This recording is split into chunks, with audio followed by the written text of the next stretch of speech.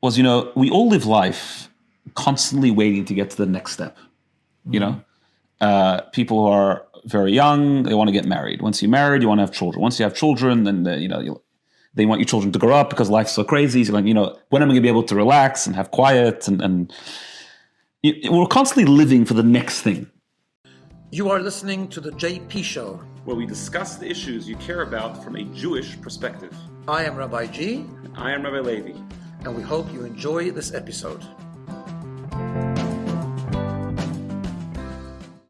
Okay, welcome everyone to another episode of the JP program. It's great to have Rabbi Levi back. Yes. Last week I had to do this on my own. So you spent a few days in Melbourne.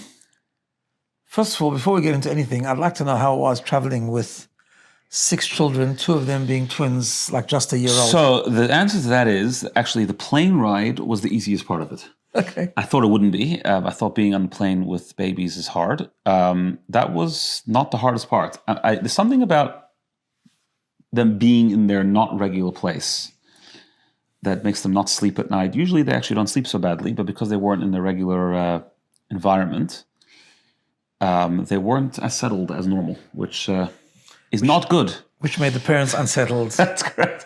It was a great trip. Don't get me wrong. We had a great time. And we'll get into it actually a little bit. But that aspect of it was hard.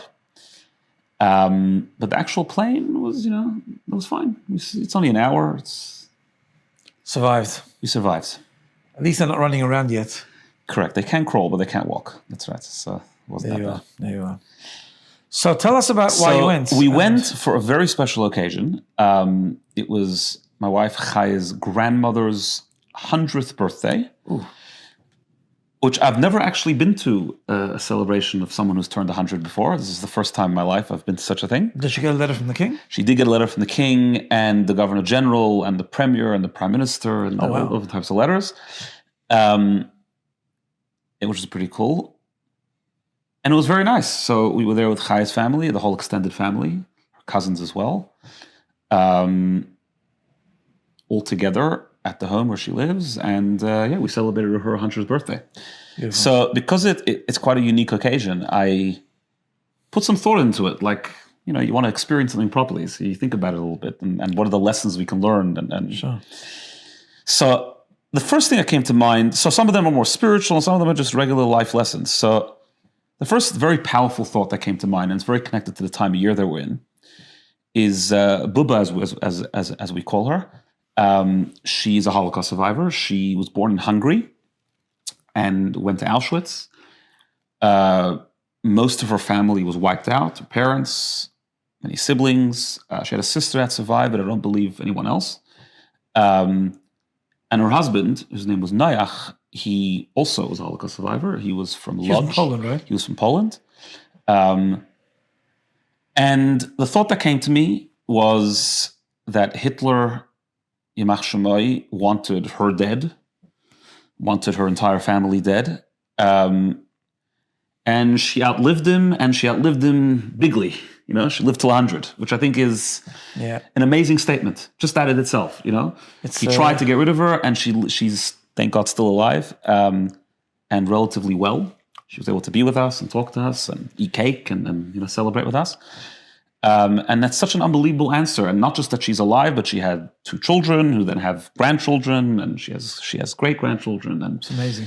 That is, I think, the story of the Jewish people in a nutshell. I was going to say, it's a symbol of the whole Am Yisrael. Yeah. Very appropriate for the time we're in, because we're in the time right now in the 9 days, in the week of Tisha B'Av. This coming Wednesday night, Thursday, is the saddest day of the Jewish calendar, where we mourn. We mourn the destruction of the temple, but not only the destruction of the temple, we mourn all the tragedies that happened since then. But we don't only just mourn, I think we also think about the fact that we're still mourning in the sense that we're still here. And we still have hope. Titus is not here. All the Romans, the Babylonians destroyed the temple are not here, but we're still here. So I think that being at her 100th birthday very much brought that home. That's amazing. I mean, I've met her a number of times. Very strong person. No, but like really fun. I mean, like that's right. Sharp. Yeah. I mean, I know she's a bit older now, but when you got married, I got to know her a little bit. She was always had stories to tell. Very sharp, strong in a Yiddishkeit, like they survive, they keep, I think you once told me that like when she benches, she liked Shabbos candles, was like always a special moment. Very special. And that's amazing. Like, after like a cloth on her head, like really like the picture that you think of like the shtetl. It was a beautiful scene. So it's like, it's a testament to really Jewish strength. It's amazing. Yeah. And then I had two other thoughts, not specifically connected to her, but connected to this, this milestone of celebrating 100 years, just living to such an old age. One of them was, we all live life constantly waiting to get to the next step. People who are very young, they want to get married. Once you're married, you want to have children. Once you have children, then they want your children to grow up because life's so crazy. So like, when am I going to be able to relax and have quiet? And we're constantly living for the next thing. And then you see, like, you turn 100, and like, in other words, it's almost like it's not the height of your life. Let's put it this way. It's not when you're most vibrant. It's not when you're experiencing the best experiences. It's almost like, why are we always looking forward? Why are we always saying, I can't wait to get to the next step? Live now. Live whatever stage of life you're in. Enjoy it, because later on it's not necessarily better, is what I'm trying to say. Like, Well, I think enjoy it and make it meaningful. Yeah. I mean, that's like Jewish mindfulness. Like, you got to make every day. Yeah. Today's the day that is important, and today's the day that you got to make work and make it meaningful, give it a higher purpose, and use it to its maximum. Yeah. Well, that's a nice lesson. Yeah. What else? And the third thing that came to mind was in general about elderly people, and you go visit these old age homes, and you almost think to yourself, I know this sounds a little bit harsh, but I think many people think this. Like, what's the point of living like that? Now, she happens to actually be relatively with it and knows pretty much who everyone is, or at least that she knows that it's her family. But nevertheless, it's a lot to take care of her. It's a lot on her children. And when I first met her when she was younger, she was baking still, and she was able to give much more, right? But now she doesn't really give that much. And I was thinking, like, what's the purpose of such an existence? And a thought that came to me, and I don't know if this is right or wrong, but this is what came to me, is that maybe the point is to obligate us to be there for her, even though we gain nothing. In other words, that itself is the purpose, that we are giving us the opportunity to give without receiving, without getting a cake, without, getting even advice, deep advice, which, sometimes the people in their 70s and 80s and even 90s, they have some deep advice to give, but some people are past that stage. They can't have a deep conversation. Maybe your purpose is that, on the contrary, almost to inconvenience us, but to give us the opportunity to give without taking. So it's facilitating someone else's giving, really. Yeah. And causing that person to give for pure intentions, to give because it's a loved one, it's gratitude, it's just because you have to. It's amazing. I mean, of course, there's a general Jewish principle of the sanctity of life, that life in itself is holy. Yeah. Just the combination of a soul and a body together is something very special. It's the spiritual, the godly, and the physical coming together, and it's just, and Judaism places an amazing emphasis on that sanctity of life. But I think you're right. I haven't thought about that. Like, sometimes like people are completely, the quality of life is almost gone. We're just taking care of them, and they're not even aware of it. Yeah. But yet they might not be aware of it, but you're aware, and you can give love, and you can show love, and you can show respect, and you can show dignity, and you can show all kinds of things. And it's good for us. I think you say it's good for us to do that without expecting back. Yeah. Which is yeah. So those were my that's very beautiful. 3 very important thoughts. Yeah. So what did you do at the party? Was there at least some good cake? There was good cake, very good cake actually. Cake in the I saw a picture. It was shape like of 100. She looked like a very fancy cake. Actually. Yeah. And it was pretty amazing. I think just in general to be in awe of these survivors, these people that survived the Holocaust, went through absolute hell, suffered tremendously, and she carried it with her for sure, but fought forward, built an amazing life, an amazing family. It's just unbelievable, actually. Just unbelievable. And that she lived till 100. She has this like surviving spirit, which is fire. They have a fire. These people, which is unbelievable.